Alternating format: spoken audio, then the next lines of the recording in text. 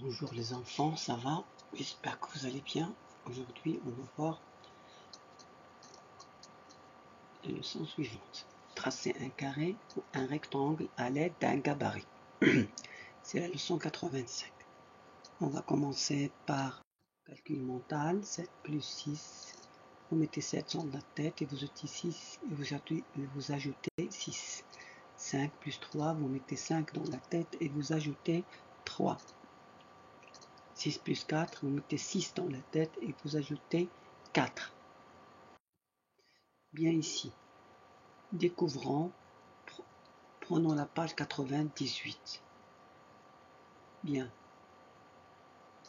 pour l'exercice de découvrant, on va commencer par prendre le gabarit de la page de matériel H qui se trouve à la fin du manuel. Et qu'est-ce qu'on doit faire? On doit tracer un rectangle et un carré. Et tu dois faire diverses rotations. On va expliquer ça. Bien, regardez ici.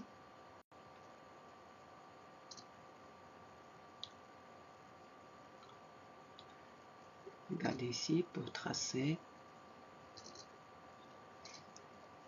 Pour tracer, il faut prendre le gabarit A de la page du matériel H. Et tu dois tracer un rectangle et un carré en faisant subir diverses rotations, c'est-à-dire en faisant tourner le gabarit. Donc, regardez ici pour construire un rectangle avec rotation du gabarit. On a fait une rotation, regardez la page verte où il s'est trouvé. Parce qu'on a fait une rotation, on a fait tourner le gabarit. Pour le carré, regardez le gabarit, il est là, on l'a fait tourner 3 fois pour arriver à tracer un carré.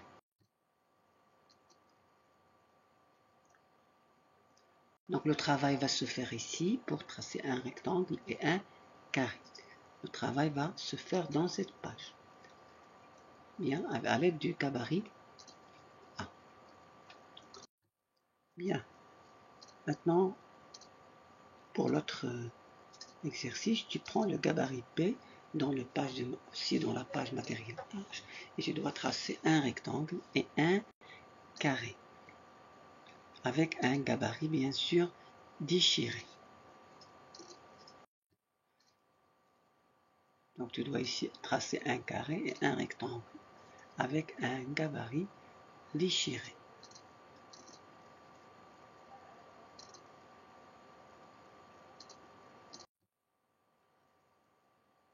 Bien, pour la leçon 86, on va commencer par le calcul mental. Combien faut-il ajouter à 8 pour avoir 12?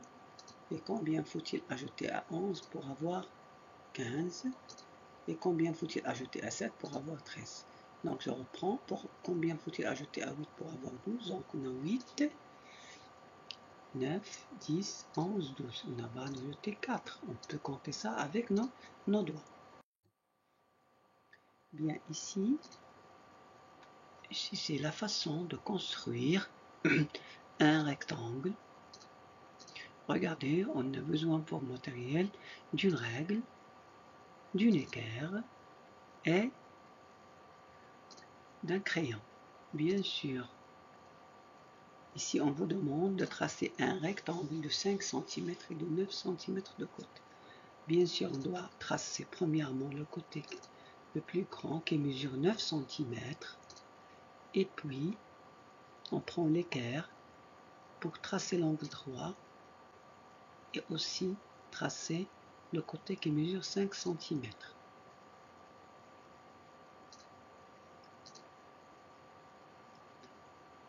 Donc, on prend la règle, on trace le côté qui mesure 9 cm et puis on fait l'angle droit et puis on trace avec la règle le côté qui mesure 5 cm et puis on prend l'équerre aussi pour tracer un angle droit et aussi on va tracer avec la règle le côté qui mesure 9 cm parce que les deux côtés superposés ils ont la même longueur. Et puis on prend l'équerre pour tracer le quatrième angle droit. Donc si on suit bien les consignes et si on suit bien la méthode, ici on va tracer un rectangle. Tu dois suivre les consignes. Ici, que les longueurs des côtés sont données. Un côté vertical mesure 5 cm et un côté horizontal mesure 9 cm. Donc pour tracer ce rectangle. Ici, on doit tracer un rectangle. Les deux côtés sont déjà tracés.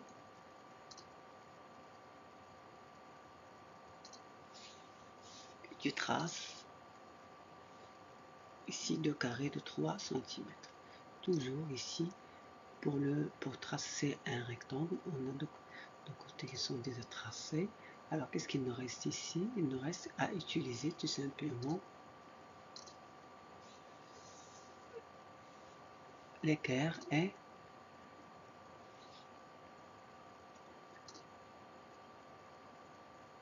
la règle.